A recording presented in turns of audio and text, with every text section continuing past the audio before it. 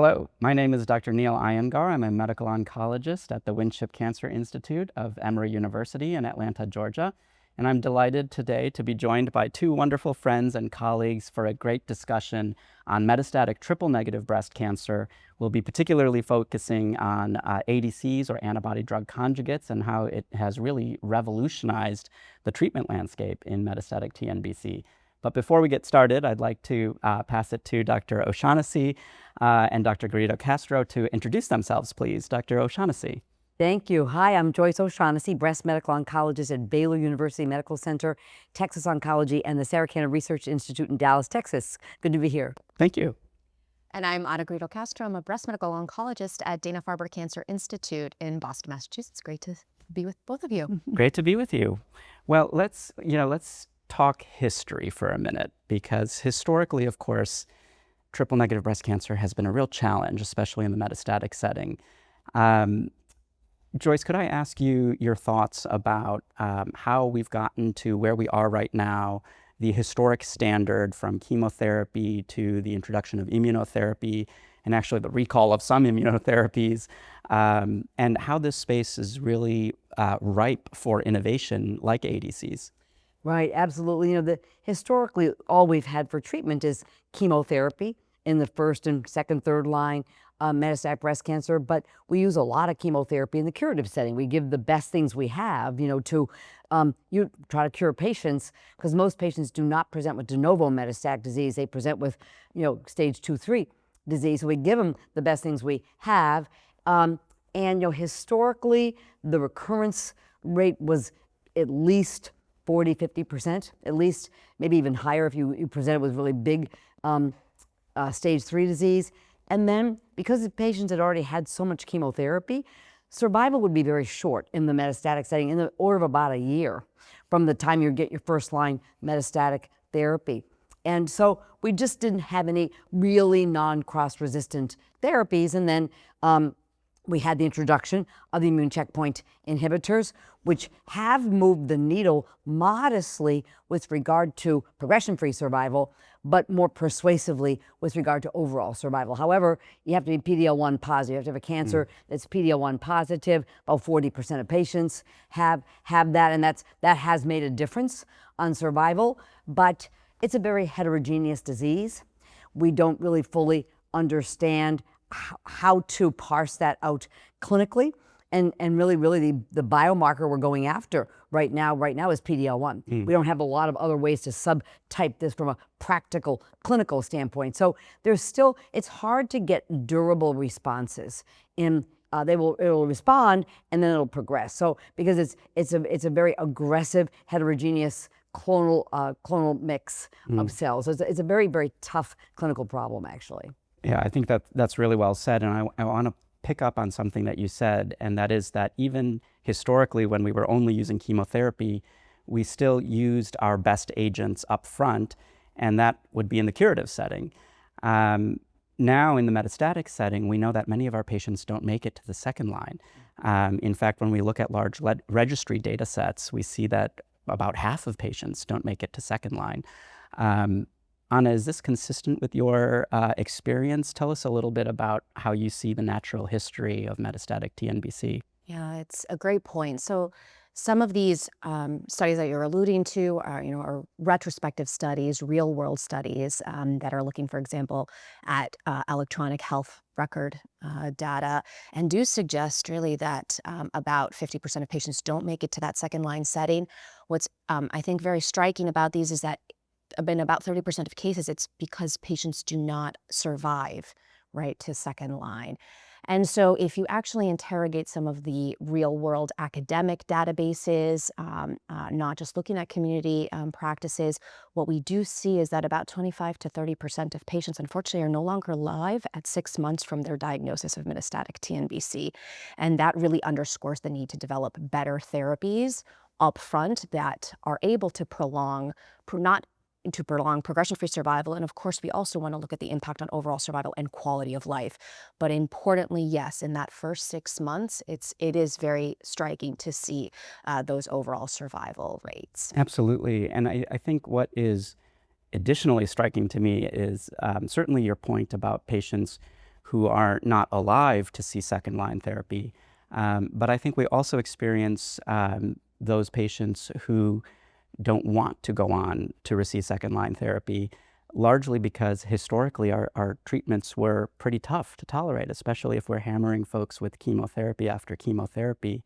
And so I think your point about quality of life is important too. We need agents that not only prolong durable response in the first-line setting, but those that also deliver quality of life and improvements in patient-reported outcomes, for example. Joyce, when you're sitting with a patient who's just been diagnosed with metastatic TNBC, walk us through that conversation. How do you set the tone for what's to come? When they have metastatic disease, obviously the first thing we do is look for a trial. Do we have a trial for them? But and then we talk about the fact that we got to give you the best treatment we have, because I think that we've all seen this. There's a small subset of patients who can have very highly durable responses. They can get even years. Now, that tends to be a specific phenotype with smaller volume parenchymal lung disease, thoracic nodal disease. It doesn't tend to be the widespread multi-organ disease that we so commonly see. But the goal is to get these patients' cancer to respond and as quickly as possible.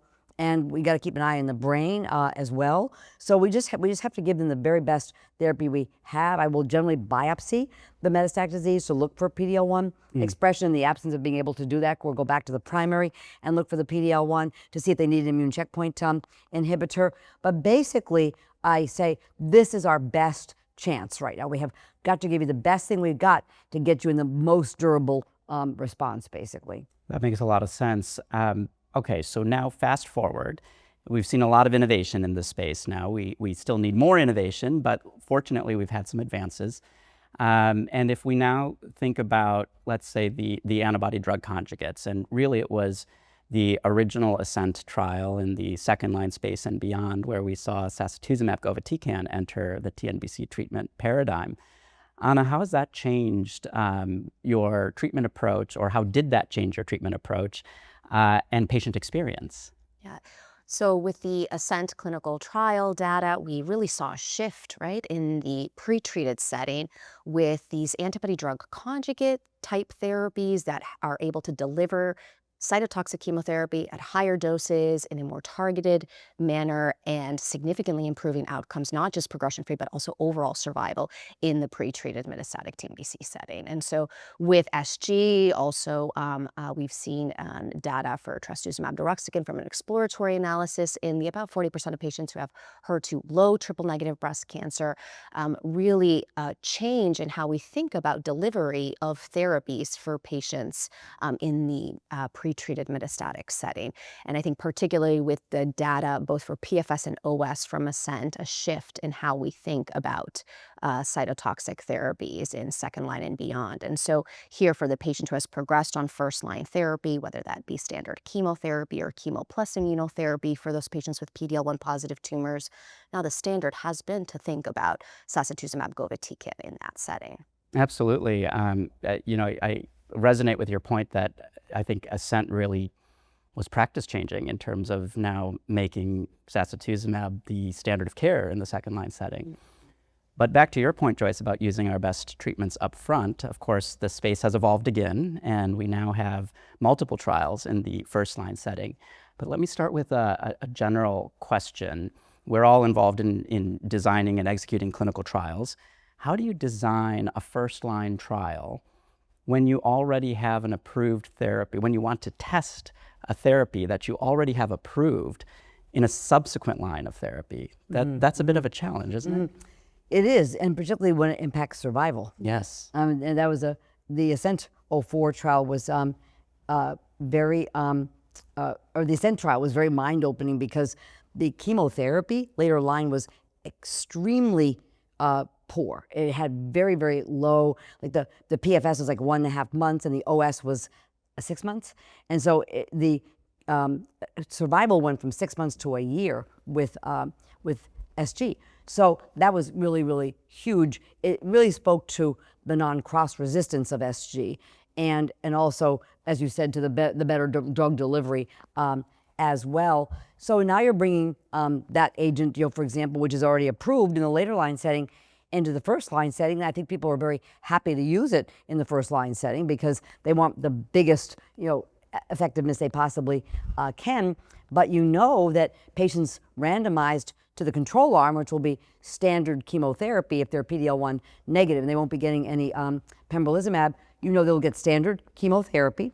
And then if they have access to SG, like they do in the US and other parts of the world, Europe, et cetera, they'll get SG in the second line setting if they have access.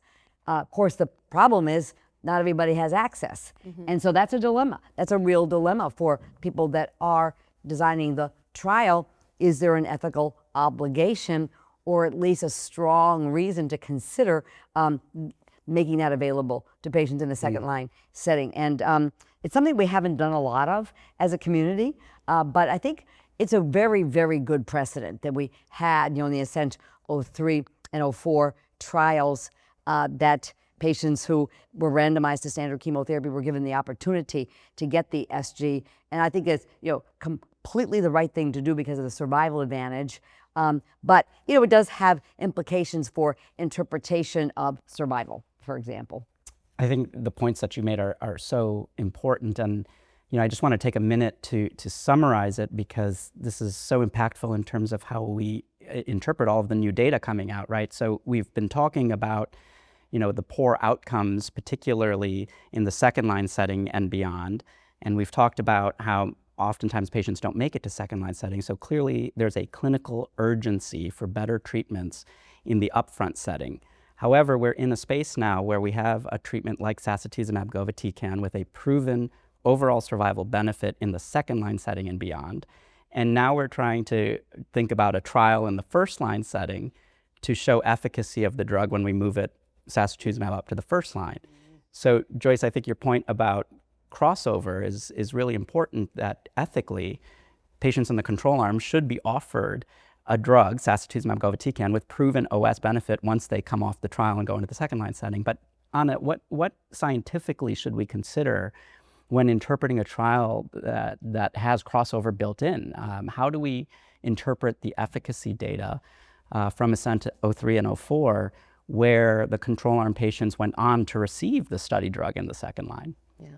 So we know that any amount of crossover is sufficient to impact overall survival. And so I think it is very important to take into consideration from a statistical standpoint how we interpret the data when it comes to overall survival.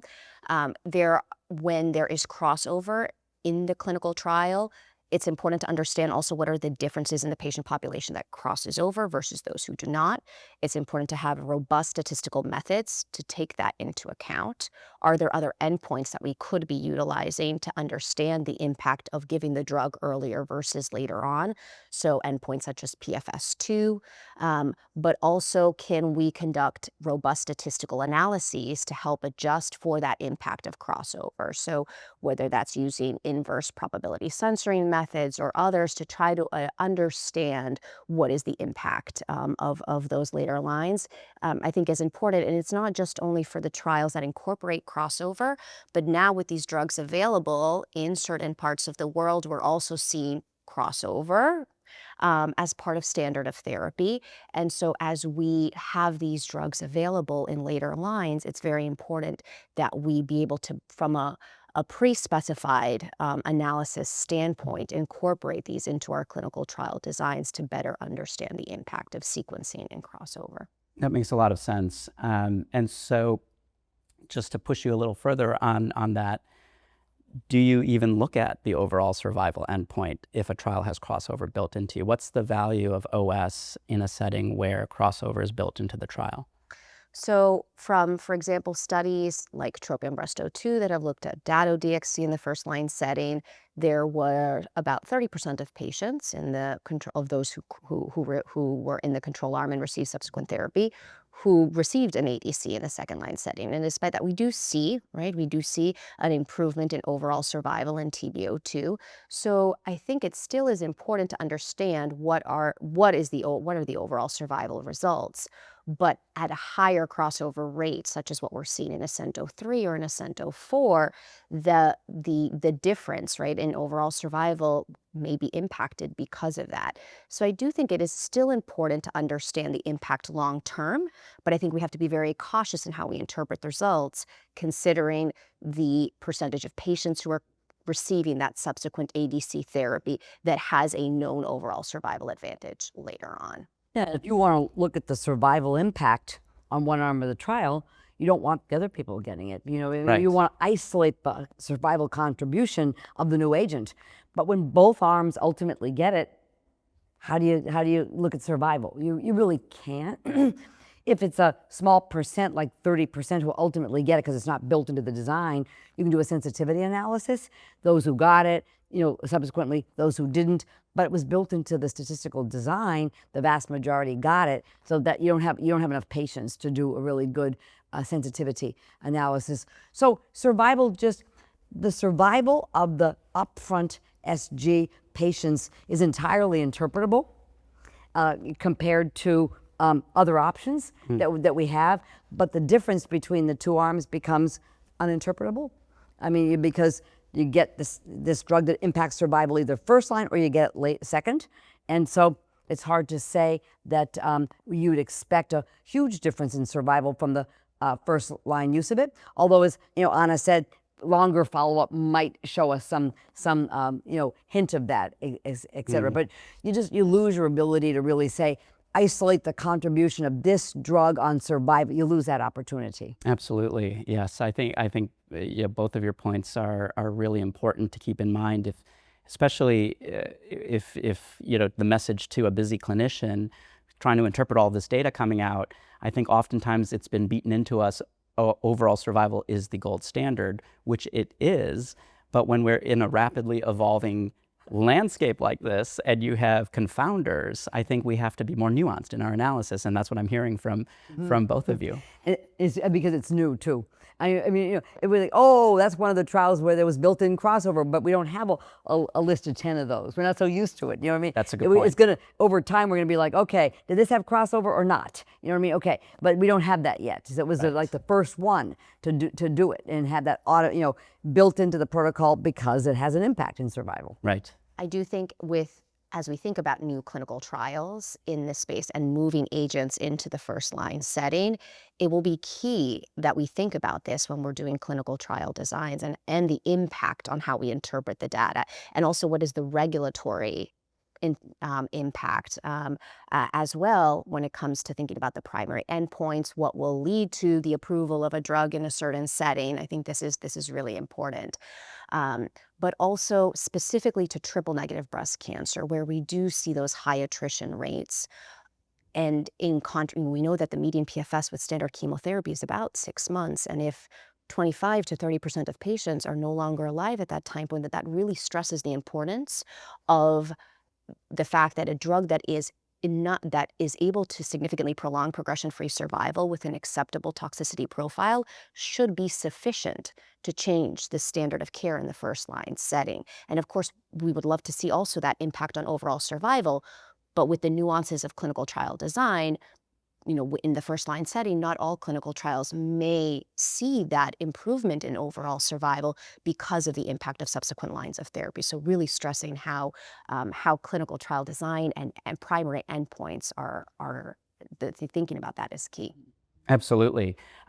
So let's take a deeper dive into how the ADCs have entered the first line space. And we've been talking about ASCENT-03, ASCENT-04, and TROPION-Breast02. So we've got 3 frontline trials. Before we go any further, maybe Joyce, I'll ask you to summarize what was most impactful for you about ASCENT-03 and 04. Ana, I'll ask you about TROPION-Breast02, but take it away, Joyce, for ASCENT-03 and 04. Yeah, so first line metastatic TNBC patients had to have a treatment-free interval of at least 6 months. Similar to what was done in Keynote 355 for the PD-L1 positive. So ASCENT-04 was a PD-L1 positive patients, and ASCENT-03 were PD-L1 negative patients. And in ASCENT-03, there weren't PD-L1 positive patients who didn't have access. It was a kind of 99% were PD-L1 negative population. And in the investigational arms, both studies had SG, and in 04, the PD-L1 positive had pembrolizumab put with it. And then the choices of chemotherapy were our standard first-line choices of paclitaxel, nab-paclitaxel, and capecitabine, eribulin. And in the ASCENT-03, we had the opportunity for the gemcitabine carboplatin combination therapy in both the ASCENT-03 and the ASCENT-04. So we did have one combination strategy in there because we generally don't give platinum alone, basically. And so both trials met their primary endpoint of progression-free survival with hazard ratios that were well within the statistical goal. And I think the absolute benefits were like 3.5 to 4.5 months or so on PFS. Survival is immature. If we look at ASCENT-03, the percentage of patients alive at 1 year is 75%. So that's a good benchmark. We don't have mature median survival yet, but at 1 year, we have 75% of patients alive. That turned out to be the exact same number as on TB02. The TROPION-Breast02 is with Datopotamab as a single agent.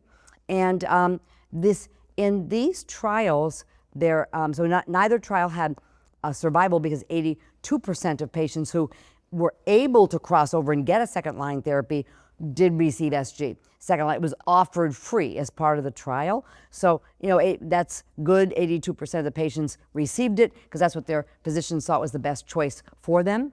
And then it was essentially tolerable. We're all very familiar with SG. There were a few septic deaths on the 03 trial because it was not the prophylactic use of filgrastim, which we now use kind of routinely to prevent neutropenia for these, or significant neutropenia for these patients. But other than that, it was tolerable, and it was a small percentage of patients who had to come off of therapy because of toxicity. So basically, two positive trials that showed that compared to our standard best chemotherapy in the frontline setting, with or without pembrolizumab, that the SG with or without pembrolizumab was superior in terms of getting disease control. And it looks like a nice improvement in survival up to 23 months. We know historically with chemotherapy alone, it's in the 15 to 16 month range or so. Yeah, thank you for that great summary. And you mentioned TB02. So Ana, tell us about TB02, and we'll talk about toxicity later, but tell us a little bit about the efficacy endpoints. So TROPION-Breast02 was a randomized phase 3 study that, similar to ASCENT-03, enrolled patients in the first-line setting who were not candidates for immune checkpoint inhibition. Now, in TB02, 90% of patients had PD-L1 negative tumors, and for the remaining 10%, there were some patients who had received prior immune checkpoint inhibitor, but the majority of that 10% were actually patients who had PD-L1 positive tumors but did not have access to immune checkpoint inhibitor in that part of the world. For TB02, there was no restriction on disease-free interval, so the early relapse, 0 to 6 months, was allowed. There was a cap of up to 20% of patients with a disease-free interval of up to 1 year in this study. And patients were randomized 1-to-1 to receive Datopotamab Deruxtecan or chemotherapy physician's choice. Now, in TB02, in contrast to ASCENT-03, the options for chemotherapy in the control arm were all single-agent chemotherapy. There was no option for doublet with platinum gemcitabine. So about 80% of patients in the control arm received a taxane as their chemotherapy. And for the remaining 20% who had received prior taxane and had a short disease-free interval of up to 1 year, their physicians could choose between capecitabine, carboplatin, or eribulin. And so this study did not incorporate crossover in the control arm, in contrast to the ASCENT-03 and 04 studies. There are no randomized phase 3 data for Dato-DXd in the second-line setting and beyond, in contrast to the data for Sacituzumab Govitecan. And TB02 was powered for dual primary endpoints of PFS and OS, also a difference compared to the ASCENT studies. And so both of those primary endpoints were met in TB02 with a significant improvement in median progression-free survival with a hazard ratio of 0.57, so numerically not far from the 0.62 that we saw in ASCENT-03, and the median overall survival was also improved, reaching almost 2 years, 23.7 months with Dato-DXd versus about 19 months, 18.7 with chemotherapy of physician's choice. The response rates seen in TB02 were 63% with Dato-DXd versus 29% with chemotherapy physician's choice, so higher with Dato-DXd than what we saw in ASCENT-03. However, it is important to note that there are differences in the patient populations between the studies. The control arm, that lower response rate may also be in part due to the lack of doublet chemotherapy, which we know can increase response rates. And so overall, I would say that the progression-free survival data from TB02 and ASCENT-03 support the positioning of a TROP2 ADC in the first-line setting with those consistent improvements in PFS. And important to see also that signal for overall survival and the improvements in median OS, which are far from the 1 year that we saw with traditional cytotoxic chemotherapy a decade ago. Yeah, for sure. Great summary. So let's talk treatment selection and maybe starting in the easier or more straightforward space, I should say. In the PD-L1 positive setting, we now have Sacituzumab, Govitecan plus pembrolizumab as a NCCN Category 1 preferred recommendation. Should this be our approach, Joyce, now, our standard approach in the first-line PD-L1 positive setting? I think so. I think for nearly all patients, we have to look at each individual patient and see if sometimes for the most frail of patients, et cetera, maybe something like a weekly paclitaxel or nab-paclitaxel might be a little bit easier, less myelosuppressive, et cetera. So there's the occasional patient, but it comes up because there now are randomized trials in PD-L1 positive where the control arm is still KEYNOTE-355 with chemotherapy and pembrolizumab. And honestly, I think because we've got SG and Pembro available, it's now very difficult to enroll to those studies. So I think the answer is yes. Yes, I completely agree. Now, it's a bit more complex in the PD-L1 negative or ineligible setting, right, where we have two options, Sacituzumab Govitecan or Datopotamab Deruxtecan. And maybe to facilitate the conversation about treatment selection, we should talk a little bit about adverse events. And Joyce, you commented a little bit about neutropenia and prophylaxis for SG. Round that out for us and tell us what was seen in the frontline trials, at least in my opinion, is what we would expect for SG toxicity. Is that an agreeable statement? Yes, and in protocols, you don't have the flexibility of starting at a lower dose in either frail patients or in patients who have a tremendous amount of liver metastasis. These Topo-1 drugs are metabolized in the liver, and I learned a long time ago, as we all do with SG, that if somebody's got a lot of liver function abnormality, but they still make protocol criteria, it's safer to reduce the dose. You can't, in protocol. So yes, I agree with you, and as I said, there were a few septic deaths on the trial. But, this PRIME trial that looked at prophylactic use of filgrastim on days 3, 4, SG is given day 1, day 8, is on day 3, 4, and days 10, 11, really reduced the risk of severe neutropenia very, very substantially. It was interesting. Our Pathways Committee of Tex Oncology and US Oncology have added pegfilgrastim, the on-body pegfilgrastim on day 8, and so that's great. Patients are not. And then for those that you're even a little more worried about, you could even give them day 3, 4, teach them how to do day 3, 4. If they don't live that far away, they can come in for day 3, 4. If not everybody needs that, because if you can give them their pegfilgrastim on their day 8, that really protects them. So there's been a fast adoption of this, which I'm really, really happy about. I think that's going to make a huge difference. Absolutely, and hopefully the NCCN listing of growth factor recommendation for Sacituzumab Govitecan is helping people with reimbursement. It has helped a lot, wonderful. A tremendous amount, yeah. So on a Dato-DXd, what kind of toxicities were seen there? Yeah, so the most frequent toxicities with Dato-DXd were oral mucositis or stomatitis seen in about 60% of patients, with about 8% of grade 3 events, and then ocular surface toxicity seen in about 50% of patients, including mostly keratitis. And of course, with the Deruxtecan-based antibody-drug conjugates, we also have to monitor very closely for interstitial lung disease. The rates of ILD with Dato-DXd are not as high as with TDXd, so it was about 3% in TB02, but we know that with the DXd-based antibody-drug conjugates, there have been grade 5 ILD events reported, so very, very important to keep a close eye. For the oral mucositis, stomatitis, what is currently recommended is to use a steroid-based mouthwash at least 4 times per day. Also, patients can use ice chips during the infusions to try to minimize that toxicity.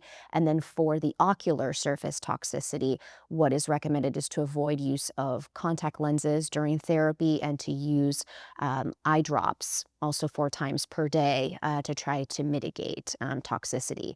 And then as per the FDA label for the Dato-DXd, an eye exam, which can be done by an ophthalmologist or an optometrist, is recommended at initiation of therapy, annually while on treatment, and at the end of the treatment and as clinically indicated. Great, thank you for that summary. And now that's apparently changing to every 3 cycles needing an eye exam. So I think these are very different toxicity profiles. And so Ana, how does that help you, or does that help you in terms of treatment selection? If you have a patient who is eligible, who's first-line PD-L1 negative, how do you choose between the 2 ADCs? So I think with both antibody-drug conjugates, what we've seen is consistent benefit from a progression-free survival standpoint in the first-line setting. There are limitations in the comparison of the overall survival data because of the differences in the trial design and the impact of crossover. And so ultimately, I do think that the decision about which TROP2 antibody-drug conjugate to use in the first-line setting comes down to a discussion with the patient about the side effect profile and the difference in the schedule of administration of the agents. And so understanding what are the differences in the potential side effects with each agent and what is the recommended prophylaxis for each antibody-drug conjugate. And there may be patients who do not want to stop using their contact lenses during therapy, who can feel that keeping up with the eye drops and mouthwash 4 times per day is not feasible with their regular routine, or prefer another option. That is someone in whom you might consider SG, whereas perhaps someone who struggled more with neutropenia in the past, or who has underlying GI toxicities that have been very challenging to manage, maybe that might be a patient in whom Dato-DXd may be their preference. And then, of course, the difference in the schedule of administration is also important to discuss. Ana, I liked how you outlined that by profile of your patient for treatment selection. Joyce, is that how you think about this? Extremely. I totally agree. And the eye toxicity and the stomatitis with Dato can be challenging. I've had some challenges with regard to the stomatitis in spite of the ice chips and the mouth rinses. I've had some yeast outgrowth, including in the, in the pharynx. But the point I want to make is that that dose reduction of the Dato helps ameliorate the eye and the mouth toxicity. So I think that's very important because you go from 6 mg per kg down to 4 mg per kg. It's a pretty good dose reduction. And sometimes patients have a great, in my experience, great deal better time with the stomatitis. So I think in many ways it is manageable, for that patient who is going to be struggling with the 4 times a day, and if with the dose reduction, I know it sounds like frequent eye exams are recommended, but honestly, they may not be that feasible for everybody. If somebody's, I've not seen a lot of eye tox, honestly, so I think that, we do the best we can on that one, but people may not be able to get them all that frequently, but they could probably back away from some of the eye drops too. But I think at the full dose, if we're starting at the full dose, then we have to do the best prophylaxis we possibly can. But there's room for dose reduction and amelioration of toxicity. I do think that that's the case. I think that with SG, there was a learning curve to SG initially. I had some people in the hospital with SG initially because they had a lot of liver disease, and I started them at 10 mg per kg. they got neutropenia and they got, severe colitis. You know what I mean? Now I don't do that. Now they don't do that anymore. Those patients get started at 7.5. There's a learning curve to these things, and so and now the use of the prophylactic filgrastim really just takes that pretty much off the table. And if you keep the white cells up, you don't get as much GI tox either. You know what I mean? So we know how to manage that. And so that's good. The learning curve is not as steep for me as SG. You know what I mean? But I'm going to talk to patients about them both. I think it's not one size fits all. I think it depends on the patient you're talking to, basically. I love that. I love that we are in a scenario in triple-negative breast cancer now where we actually have options to be able to individualize based on toxicity profile and practical considerations, right? In terms of, is there access to ophthalmology or optometry, right, for Dato-DXd, and whether somebody's willing to do the prophylaxis. So this is really shared decision-making with our patients, and I think that's a better place to be with TNBC. I have to ask you, going back to trial design, we were talking a little bit about overall survival, and we've seen some initial results with regard to PFS2 for the ASCENT trials, for ASCENT-03 and 04, and we'll hear more about that at this ASCO. But Joyce, tell us how you think about what is PFS2, how do you think about PFS2, and is it helpful in this setting? I do think it is. PFS2, it is adding together the duration of progression-free survival on the first-line therapy plus your second-line therapy, whatever that is. And you can, and on ASCENT-03 and 04, it was done, and we'll see updated data here at ASCO, as you said.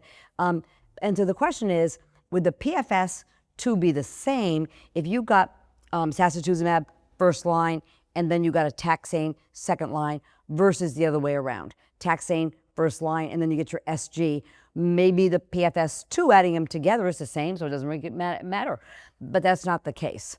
It's longer. It's about 3, 4, 5 months longer with the PFS2 if you start with the best drug first. It's kind of what goes back to what we were talking about before, which is the attrition. The patient's either dying, not being well enough to get any therapy, or having such a diminished performance status by the time they get to second line that they don't get the same degree of benefit from SG that they get the first line. So, because that matters. Your performance status matters a lot in terms of your ability to respond to therapy and your duration of therapy and ability to tolerate toxicity and stay on therapy. So PFS2, I think it is a clinically meaningful endpoint to me.